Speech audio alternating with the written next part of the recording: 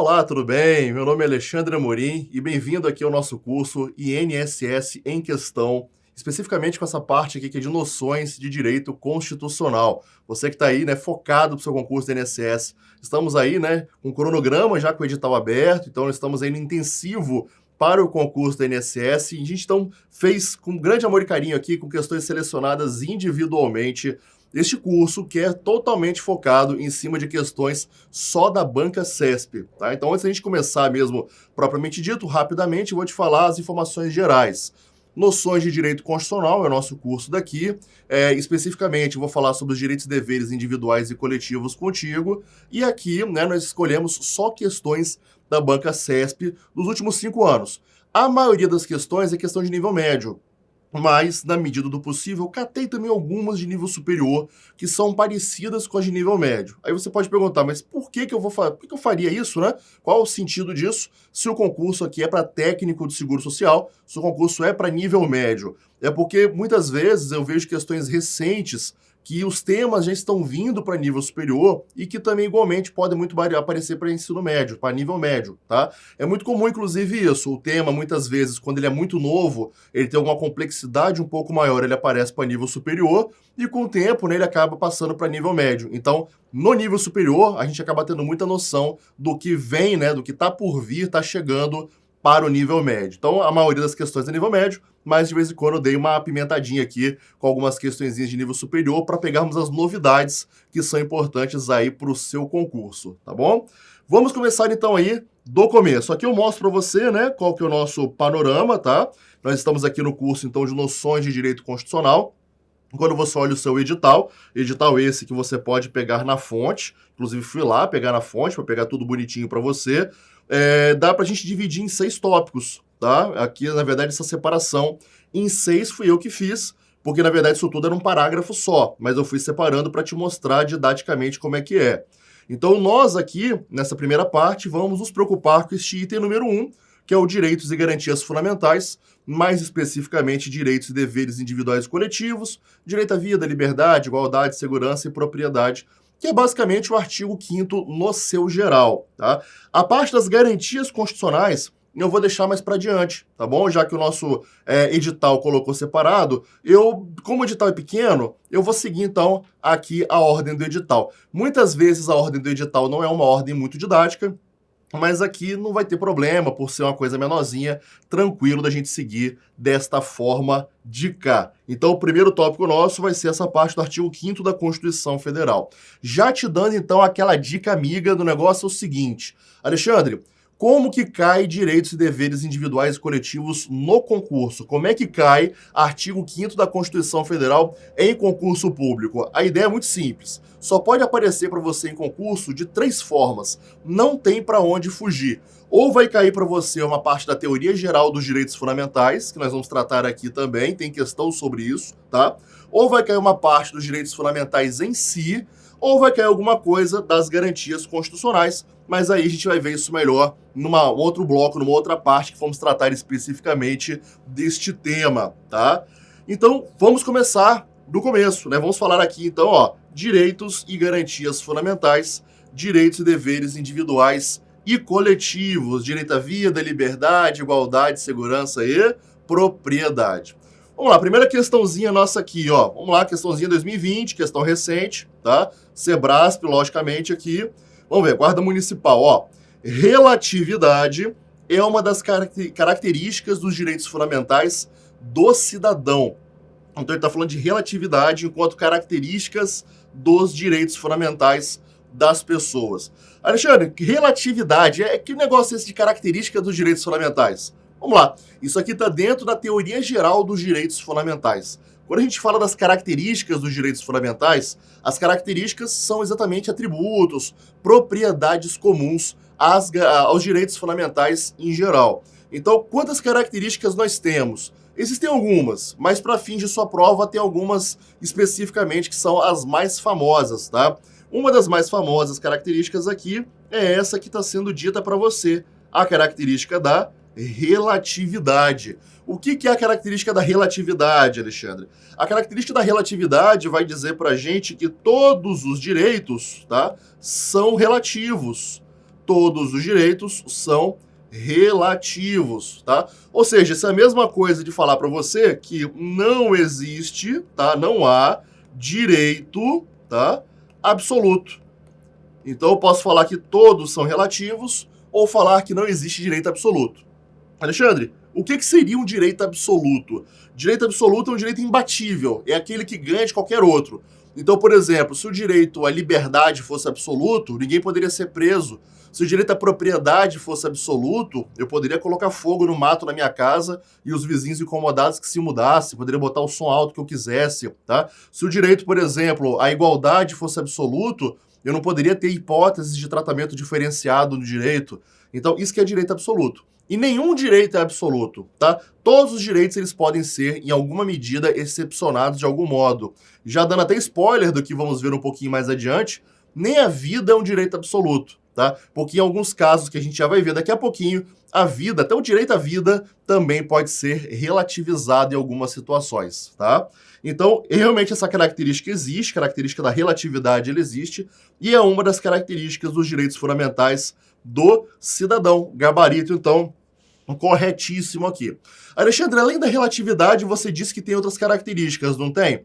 Tem. Deixa eu aproveitar, então, falar para você aqui, ó. A gente já falou, então, da relatividade, né, que vai dizer que não existe direito absoluto, todos os direitos são relativos, até mesmo o direito à vida é relativo, porque eu posso aplicar pena de morte no Brasil, tá? A gente vai ver que sim, é possível aplicar pena de morte no Brasil, claro que em casos muito específicos, ou seja, nem a vida é um direito absoluto, tudo bem? Todos os direitos são relativos, tá? E isso também tem muito a ver com uma outra característica, chamada de característica da limitabilidade. O que é limitabilidade? Limitabilidade faz lembrar limite, tá? Isso quer dizer o seguinte, que todos os direitos têm algum limite, nada é ilimitado, todos têm algum limite. E é aquela história, como é que eu vou fazer para trazer limite a um direito fundamental? Essa característica se preocupa exatamente com isso. Ela se preocupa com o conflito entre direitos fundamentais.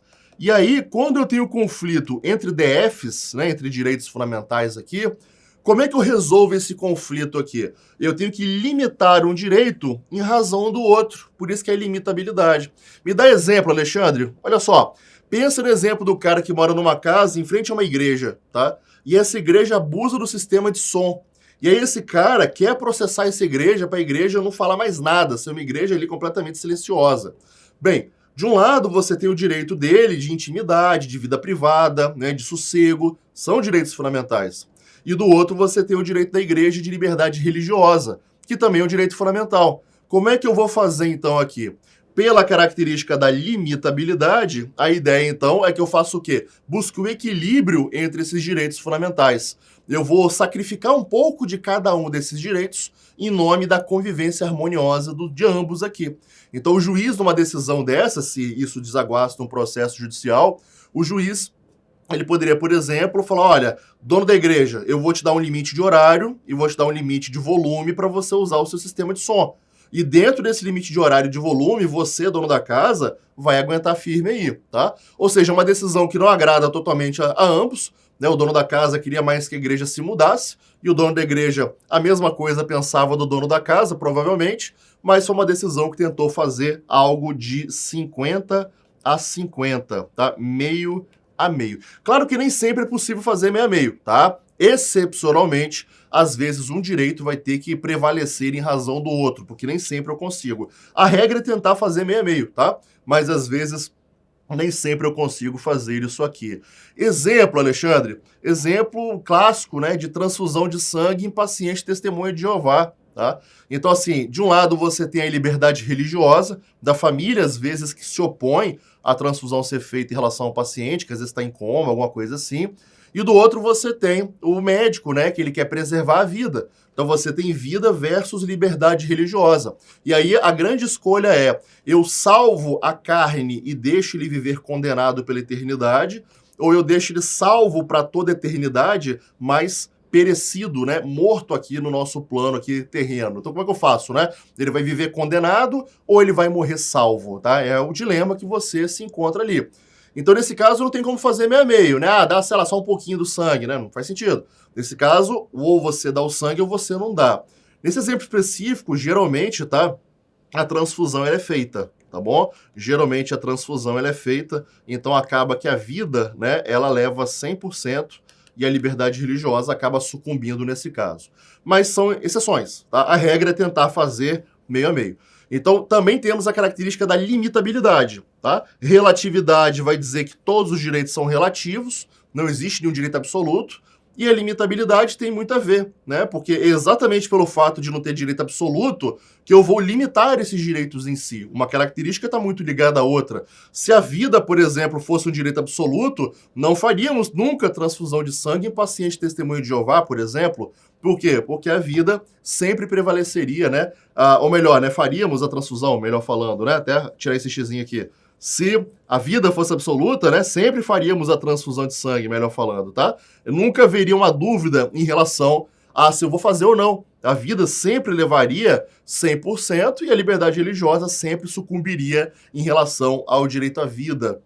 E não é assim que acontece, tá? Já que os direitos eles são relativos. Então tem relatividade, tem limitabilidade, tem outras duas também que eu queria falar contigo, tá? Nós temos aqui a historicidade. A característica da historicidade, ela vai dizer para a gente que a ideia de direito fundamental varia conforme, tá, o tempo e conforme o lugar. É uma característica muito comum de aparecer em prova também. Então, a noção, a ideia de direito fundamental varia conforme o tempo e conforme o lugar. Então, aquilo que é direito fundamental hoje, aqui no Brasil, pode não ser hoje direito fundamental em outro lugar.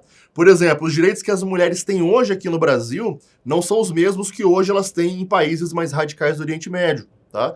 E os direitos que as mulheres brasileiras têm hoje aqui não são os mesmos direitos que elas tinham aqui no Brasil há 100 anos. Há 100 anos, mulher sequer votava no nosso país, tá? Então, o que é direito fundamental, né? Direito fundamental é da ideia de um direito básico. E esse direito ele é básico ou não conforme o tempo e conforme o lugar. Isso vai variando, tá? Então, às vezes, aquilo que não é direito básico de alguém hoje pode, né, com base em muita luta, acabar virando o direito fundamental dessa pessoa no momento posterior, ok? Por exemplo. E além da historicidade, nós temos a característica da universalidade. O que é a universalidade, Alexandre? A universalidade vai dizer para a gente que os direitos fundamentais, eles são para todos, indistintamente, tá? Indistintamente. Todo mundo tem como regra os mesmos direitos e garantias fundamentais. Então, eu tenho direito ao nome, você também tem. Eu tenho direito à liberdade de locomoção, você também tem. Eu tenho direito à vida, você também tem. Eu tenho direito à saúde, você também tem. Eu tenho direito a lazer, você também tem. Todo mundo tem direitos fundamentais. A Constituição Federal, quando elenca os direitos fundamentais, elenca para todo mundo, não coloca para uma pessoa específica aqui. Logo, né, vem a característica da universalidade. É claro que a gente percebe que isso aqui é uma regra, tá? Que excepcionalmente o direito tem algumas exceções a isso aqui. Tá? Por exemplo, o direito à igualdade, né? É para todo mundo o direito à igualdade. Mas a gente sabe que tratar com igualdade não é tratar sempre todo mundo do mesmo jeito. Às vezes eu preciso dar um tratamento diferenciado para alguém em relação a outra pessoa. Porque se eu tratar todo mundo exatamente igual, eu posso, na verdade, acabar piorando a situação. Vide exemplo aí, né, que o direito pensa aí, sei lá, né, de vaga para concurso público para pessoas com deficiência, tá? Aos olhos do direito, no geral, a pessoa com deficiência tem mais dificuldade de acesso à educação, tem mais dificuldade de reinserção no mercado de trabalho, então eu dou a essa pessoa, né, uma concorrência diferenciada no concurso público para que então, né, ela possa se inserir no mercado de trabalho, ela possa ter um trabalho ali para ela. É uma desigualdade que a gente pratica, mas claro, é a aplicação do princípio da igualdade, porque a igualdade também às vezes é ser desigual com aquela categoria, né, com aquele sistema de pessoas que precisa de um tratamento diferenciado. Então, principais características para o seu concurso, nós temos a relatividade, que caiu nessa questão que a gente acabou de fazer, limitabilidade, historicidade e universalidade. Fique ligado nesses caras aí, ok? Vamos passar adiante aqui então, ó. Segunda questãozinha nossa. No que se refere à aplicabilidade das normas constitucionais, julgue o item a seguir. Os direitos fundamentais caracterizam-se pelo seu caráter absoluto. Opa! Matamos essa pedra aí, ó. característica que permanece mesmo havendo eventuais colisões entre eles. De fato, acontecem colisões entre direitos fundamentais. A gente acabou de comentar isso quando falou, por exemplo, aqui da limitabilidade, né? Nós temos conflito entre direitos fundamentais, ok? Então, de fato, acontece. Só que não existe esse negócio do caráter absoluto. Inclusive, né, a colisão entre direitos fundamentais só acontece porque os direitos fundamentais são relativos. Porque se a gente tivesse direito absoluto, se os direitos fundamentais fossem absolutos, não teria nem colisão, teria prevalência, né? Um já chega prevalecendo sobre o outro, tá? E não é assim que funciona. Então, absoluto aqui a gente percebe que o gabarito, ele tá errado, não é caráter absoluto, muito pelo contrário, né? Os direitos fundamentais, todos eles são relativos. Beleza aí? Vem comigo então, bora lá. Terceira questãozinha, hein? Vamos lá, teoria geral dos direitos fundamentais ainda. Professor, cai bastante questão disso, né? Cai, ó, questãozinha 2021, CESP para você aqui, ó. A efetivação dos direitos individuais, que constituem direito de defesa frente a intervenções do poder público na esfera particular dos indivíduos, demanda predominantemente atuações estatais de natureza positiva, materializada por prestações públicas. Alexandre, pelo amor de Deus, essa aí o tapa já vem um pouco mais forte, tá? Me ajuda com essa questão aí. O tapa é um pouco mais forte, você percebe que essa questão de fato é uma questão de promotor de justiça, tá? Pô, você traz a questão de promotor para mim, Alexandre, lá do Ministério Público, né, de Santa Catarina. Calma, porque este tema é um tema que já começa a vir aqui para a esfera do nível médio também, tá? Mas eu vou te dar uma explicação aqui tranquilona que você vai perceber que a gente vai matar essa e umas próximas questões que você vai ver aqui. Quer ver só? O gabarito já tá errado, tá? Já vou mostrar para você que o gabarito é errado, mas fica tranquilo que eu vou te explicar e a gente volta para essa questão e faz algumas próximas que tem a ver com esse tema. Deixa eu te contar uma história, tá? Oba! Adoro história, tá? Deixa eu te contar uma historinha aqui, tá bom? O que acontece? Nós temos um negócio chamado de gerações, tá? Gerações, que alguns autores também chamam de dimensões dos direitos fundamentais. Então, gerações ou dimensões dos direitos fundamentais. Os autores têm preferido mais a expressão dimensões, tá? Porque geração dá a ideia de uma coisa que vem substituir outra. E não é exatamente esse o raciocínio aqui. Mas isso aí é mais uma questão de perfumaria, tá bom? Então, eu vou falar aqui, dimensões dos direitos fundamentais.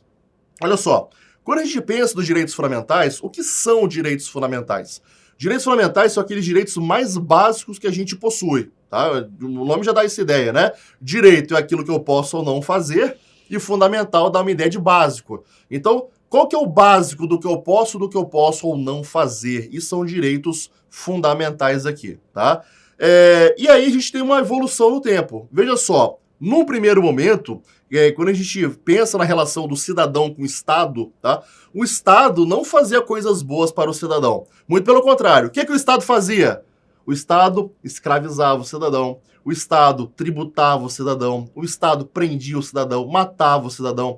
O Estado tinha o quê? Uma gama de liberdades muito grande, tá? O espaço de atuação que o Estado tinha era imenso. E aí, se alguém está ocupando muito espaço, né, e o espaço é finito, eu estou me apertando aqui. É igual, por exemplo, sentar no banco do ônibus, né? Se eu sou uma pessoa pequenininha e senta um cara muito grande se esparramando todo, o espaço é finito. Quanto mais ele se esparrama e se amplia, mais eu acabo me encolhendo, né? E vice-versa, ok? Então, no primeiro momento, o Estado era esse cara aí todo folgadão. O Estado ocupava muito espaço na vida das pessoas. Então, a vida das pessoas era muito mais restrita. Então, aquela história, né? O Estado, como eu disse, nunca fazia uma coisa para poder te beneficiar. O Estado, na verdade, ele só te tributava, ele só te prendia, só te matava, etc e tal. Então, se eu tenho um Estado que o que ele faz é para me lascar, eu quero que o Estado continue me lascando ou eu quero o Estado que não faça nada? Olha que louco. Volta comigo para lá então aqui, ó. Ó que doido, né?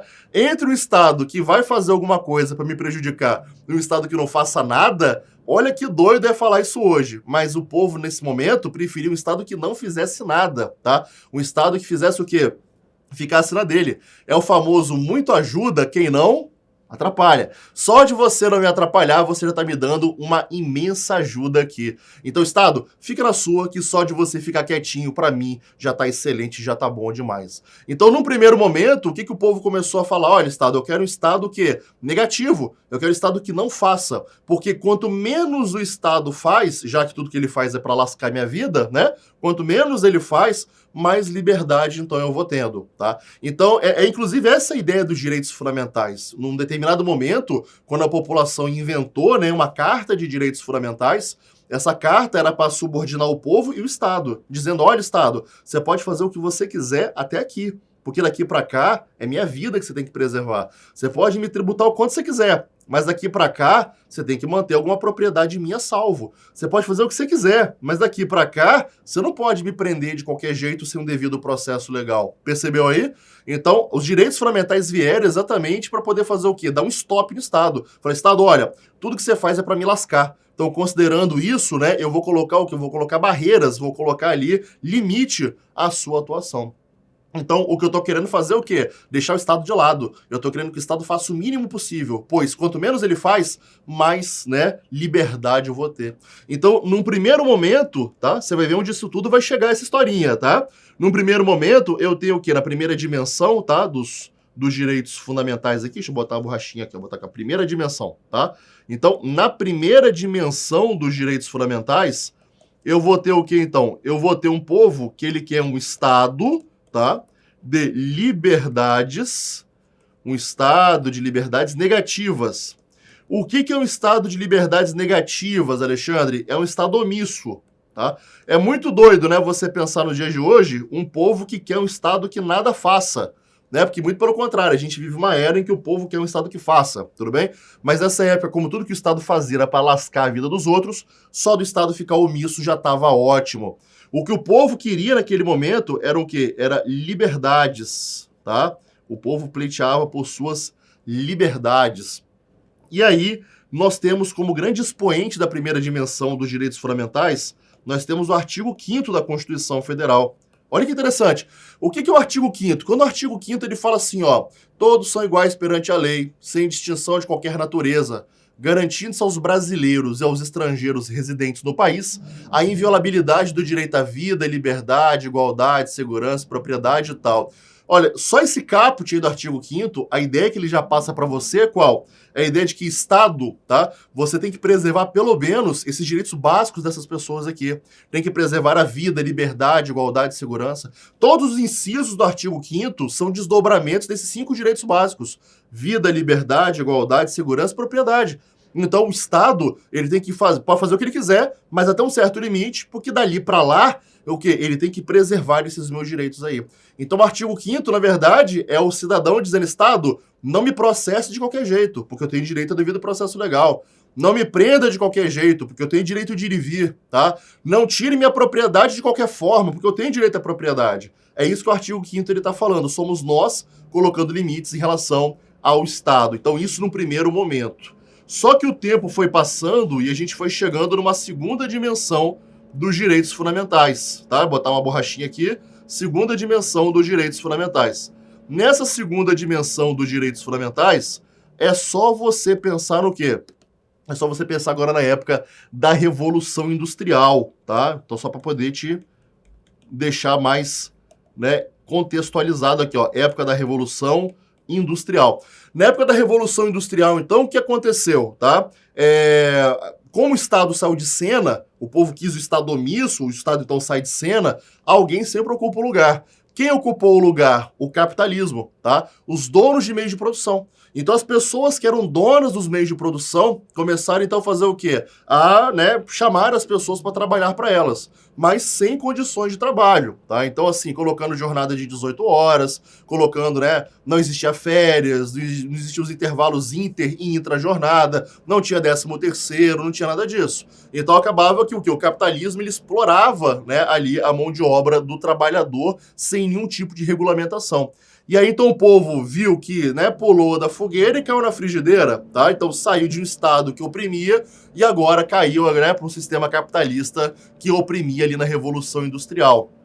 Desse modo, então, aqui, a gente percebe que a população fez o quê? Falou, olha, a gente vai ter que botar o rabo entre as pernas e bater as portas agora do Estado novamente para pedir que o Estado, pelo menos, regulamente essa relação de trabalho aqui, para que o Estado faça algum tipo de lei. É daí que começa a nascer o embriãozinho da legislação trabalhista e do direito do trabalho. Tá? O direito do trabalho nasce nessa época aqui da Revolução Industrial. Então, neste momento, o que o povo queria? O povo estava querendo o quê? Né? Estava querendo direitos sociais e econômicos, tá?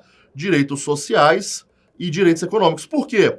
Porque o povo estava trabalhando em condições subhumanas, né? Salário de miséria. Então o povo trabalhava, mas não tinha direito a lazer, não tinha direito à alimentação, não tinha direito à moradia, não tinha direito a nada. Eles eram totalmente explorados e não tinham retorno em cima daquela exploração que havia sobre eles. Então a gente percebe que, se o artigo 5º está para a primeira dimensão, nós temos o artigo 6º da Constituição Federal como grande expoente da segunda dimensão, tá? Por que, Alexandre? Porque quando você olha o artigo 6º da Constituição Federal, que ele fala os direitos sociais, lá fala, olha, são direitos sociais, né? Aí fala moradia, lazer, transporte, alimentação, tá? Um monte de coisa. Então, são direitos que a gente só consegue ter se o Estado fizer. Então, olha que interessante. Aqui o povo não quer mais um Estado omisso. Aqui o povo quer um Estado, né, de prestações positivas. Ou seja, um Estado que atue, um Estado que haja. Afinal, eu só vou ter direitos sociais se o Estado agir. Né? Eu só vou ter moradia se o Estado agir. Eu só vou ter saúde se o Estado agir. Eu só vou ter educação se o Estado fizer alguma coisa. Porque se o Estado não fizer nada, eu não vou receber essas prestações aqui. Percebeu? Por isso que são prestações positivas. Prestação negativa dá uma ideia de não fazer, né? Estado omisso. E prestação positiva dá uma ideia, então, de fazer, tá? Um Estado atuante. Beleza aí? E a gente pode falar de uma terceira dimensão. Essa terceira dimensão, se você quiser um contexto histórico, dá para colocar mais ou menos década de 90 em diante, tá? Especialmente com o fenômeno da globalização, tudo bem?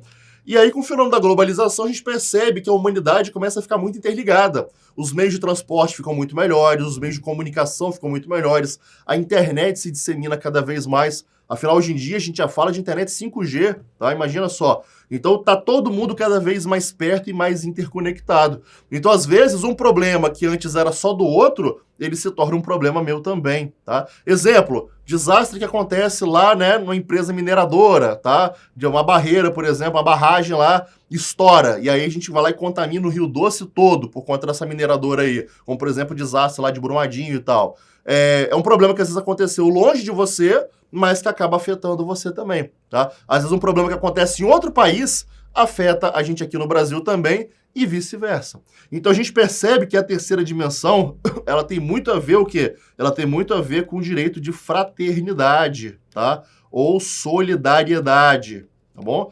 Fraternidade, solidariedade da ideia de todo mundo junto, tá? Todo mundo no mesmo barco, exatamente porque estamos todos meio que no mesmo barco, tá? Aquilo que alguém faz, por exemplo, lá longe, acaba interferindo, por exemplo, em algo que você faz aqui e vice-versa. Tem exemplos de artigos da Constituição Federal, Alexandre? Olha, eu tenho, né? Nós temos, por exemplo, o artigo 225, que fala do meio ambiente ecologicamente equilibrado, tá? Já que o meio ambiente e o direito do consumidor, eles são dois grandes exemplos de direitos de terceira dimensão, tá? Por que meio ambiente e direito do consumidor são exemplos de terceira dimensão? Bem, o exemplo de Brumadinho é bem perfeito do meio ambiente, tá? E direito do consumidor? O direito do consumidor também tem muito a ver. Imagina só, o camarada bota um outdoor, como já aconteceu um caso real, bota um outdoor lá de calça jeans, e aí bota um casal de namorados seminus só ali de calça jeans no outdoor. Alguém pode olhar o outdoor, pode achar de boa, alguém pode olhar e pode achar ofensivo. E realmente aconteceu. Aí processaram lá a empresa e a empresa teve que pagar danos morais ali, tá? Então aquela história, esse outdoor é uma oferta, tá? E na hora que eu faço a oferta enquanto fornecedor, eu não posso fazer a oferta de maneira ofensiva. Seria mais ou menos igual alguém chegar na minha loja e eu falar assim, fala, filho da puta, né? Fala, desgramado, tá? Não posso fazer isso. E a mesma coisa o outdoor. O outdoor não deixa de ser também uma oferta, tá? Então eu não posso fazer de forma ofensiva. Então o direito do consumidor tem muito a ver com isso, tá? Quer ver um outro exemplo? Eu, enquanto fabricante, se eu fabrico um produto, se eu faço uma televisão, e essa TV vem explodir, por exemplo, ali machucar alguém, Eu, quando fabrico essa TV, às vezes não faço ideia de um perigo que eu posso estar colocando no mercado. Claro, a gente tem uma ideia dos perigos que as coisas têm, mas às vezes algo sai de controle, tá? Eu nunca vou conseguir saber. Afinal, morar embaixo de fio de alta tensão dá câncer, né? Usar adoçante dá câncer, beber fantaúva dá câncer, comida esquentada no micro-ondas dá câncer, tá? Tem várias discussões sobre isso até hoje, tá? E se realmente tudo isso causar câncer, estamos numa sociedade, então, de pessoas com essa infeliz doença, porque afinal estamos todos expostos a essas práticas de consumo aí. Então a terceira dimensão tem a ver com essa mistureba toda, tá? Tem autores que dizem que a primeira dimensão, ela está para a liberdade, tá? Liberdade. Que a segunda dimensão tem a ver com a igualdade, tá bom? Igualdade. E a terceira dimensão com a fraternidade, tá? Liberdade na primeira dimensão, porque o povo queria, né, um Estado que não oprimisse, o povo queria ser livre. Igualdade na segunda, porque afinal o povo pensava, por que eu tenho que ser tão miserável e o meu patrão tão rico? Claro, todo empregado que tem o dinheiro que o patrão tem, mas a questão não é essa. Por que esse contraste social tão grande, tá? Então, por que eu tenho que ser tão miserável para o meu patrão tão rico? A gente não pode diminuir um pouco essa desigualdade social, tá? E fraternidade, porque dá uma ideia de todo mundo junto. Alexandre, isso me parece familiar, né? Liberdade, igualdade, fraternidade. É isso mesmo. É o lema da Revolução Francesa, tá? Liberté, égalité, fraternité. Ó, que chique, né? Que chique, tá? É a ver com o lema da Revolução Francesa aqui, tá bom? Alexandre, que legal. Muito bom ter estudado isso tudo aqui. Olha que maravilha. Mas agora, vamos às questões? Vamos lá. Vem comigo aqui então, ó. Vamos voltar para aquela questãozinha que a gente até já respondeu então, ó. A efetivação de direitos fundamentais. Efetivar, então, é fazer com que o direito de fato chegue até você, tudo bem? Que constituem direitos de defesa frente a intervenções do poder público na esfera particular dos indivíduos. Opa, quando eu falo direitos de defesa frente a intervenções do poder público na esfera particular, então o poder público está intervindo numa esfera particular. O poder público está intervindo na minha propriedade, está intervindo na minha vida, está intervindo no meu direito de ir e vir, tá? Aí ele fala aqui, ó, demanda predominantemente atuações estatais de uma natureza positiva materializada por prestações públicas. Não. Na verdade, veja só, se o poder público, tá? Se o poder público, ele está muito espaçoso, se o poder público, ele está intervindo, tá? Está intervindo na sua esfera privada, tudo bem? Qual que é a ideia que passa aqui? Tá? A ideia que ele está te passando aqui é que o Estado está intervindo ali na esfera particular dos indivíduos. Então o indivíduo, ele quer fazer o quê, né? Ele quer o quê? Ele quer um Estado que não faça. Ele quer um Estado que fique o quê? Que fique omisso. Essa questão você percebe que ela fala o quê? Dos direitos de primeira dimensão. E na primeira dimensão, né, quando o Estado estava intervindo na esfera privada, eu não estou querendo atuações estatais de maneira positiva. Eu quero atuações estatais de natureza negativa. Eu quero um Estado, né, de liberdades negativas, percebeu? Ou seja, um Estado omisso, tá? Alexandre, não sei se eu conseguiria perceber isso tudo por essa questão, mas fica tranquilo, porque são 3 questõezinhas interligadas uma na outra. Aí você perceberia que, de fato, essa cai na primeira dimensão. Quando ele fala que são naturezas positivas, ele está te dando uma ideia de segunda dimensão, dos direitos sociais, né? Ou seja, o Estado tem que agir para me dar educação, para me dar alimentação, para me dar moradia. E, na verdade, quando eu falo de defesa frente a intervenções do poder público na esfera particular, aqui a palavra-chave é defesa, né? Eu quero me defender de intervenções do poder público na minha esfera. Eu estou falando o quê? De um Estado que fica na dele, de um Estado que fica omisso, um Estado que não prevaleça na minha esfera de individualidade. Quer ver? Vamos olhar as outras questõezinhas aqui, ó. Olha que legal. As dimensões negativa e prestacional dos direitos sociais já fica meio estranho. Direitos sociais não tem uma dimensão negativa, né? Vamos lá aqui, ó. Deixam de ser oponíveis às relações entre particulares à medida que o Estado cumpre seu papel de provedor. Olha só, é uma questãozinha que tá meio estranha, por isso o gabarito, inclusive, é um gabarito errado, tá? Primeira coisa, direitos sociais não dão uma ideia de uma dimensão negativa, tá? Muito pelo contrário, é uma dimensão positiva. Afinal, para eu ter direitos sociais, o Estado tem que agir. Agir é ser positivo. Ser omisso é ser negativo, tá? Então, as dimensões positiva e prestacional, aí estaria certo, tá? Até porque negativo e prestacional não faz nem muito sentido, é contraditório. tá? Se eu fico na minha, como é que eu presto, né? Como é que eu estou fazendo? Prestar no sentido de fazer alguma coisa, tá? Então a dimensão positiva e não negativa dos direitos sociais deixam de ser oponíveis às relações entre particulares à medida que o Estado cumpre seu papel de provedor. O que ele está querendo dizer para a gente aqui é o seguinte, né? À medida que o Estado nos dá direitos sociais para a gente, tá?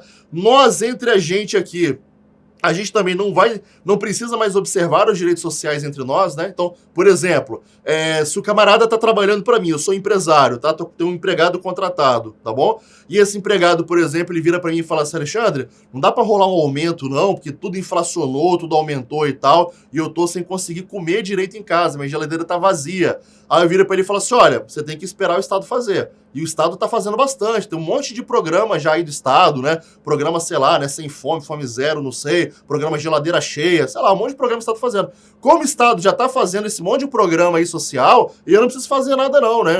Eu fico quieto aqui. Esse raciocínio é inteiramente correto? Não. Mesmo que o Estado esteja fazendo a parte dele, eu também, o quê? Nas relações entre particulares, eu com o meu próximo, eu também tenho que fazer o quê? Respeitar os direitos sociais dele. Não quer dizer que eu devo dar um aumento necessariamente para ele, tá? Mas eu não posso usar essa desculpa de que como o Estado vai fazer ou já está fazendo algum programa social, que eu não vou fazer nada ali para ele, percebeu?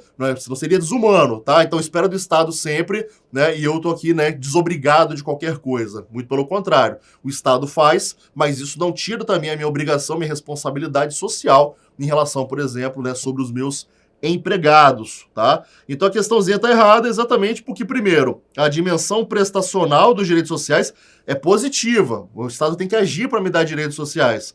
E à medida que o Estado me dá direitos sociais, então eu não preciso mais me preocupar em respeitar os direitos sociais e, né, digamos assim, prover o mínimo de direitos sociais para o meu próximo, né? Não faz o menor sentido isso. A questão está duplamente errada, tá?